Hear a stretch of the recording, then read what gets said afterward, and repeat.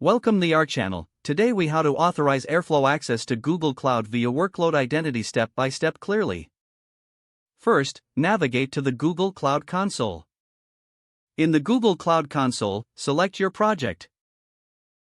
Ensure that you have the necessary permissions to configure IAM and Workload Identity. Now, go to the Kubernetes Engines section on the left menu. Click on Clusters to view the available clusters. Select the cluster where you have deployed Apache Airflow. In the Cluster Details page, click on Edit. Scroll down to the Workload Identity section. Enable Workload Identity if it is not already enabled. Next, we will create a new Google Service account. Open the IAM and Admin section in the Google Cloud Console. Select Service Accounts. Click on Create Service Account. Enter a name for your service account and click Create. Assign the necessary roles to the service account, depending on what resources Apache Airflow needs to access. Click Continue and then Done. Now, copy the email address of the newly created service account. Next, we'll configure the Kubernetes service account. Open the Kubernetes Engines section again.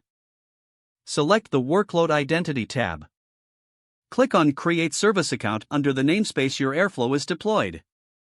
Enter a name for the Kubernetes service account as well as the email address of the Google service account. Click Create. Now we need to bind the Kubernetes service account to the Google service account. Run the following command in your terminal or Cloud Shell. Replace the placeholders with your project ID, Kubernetes namespace, service account names, and Google service account email.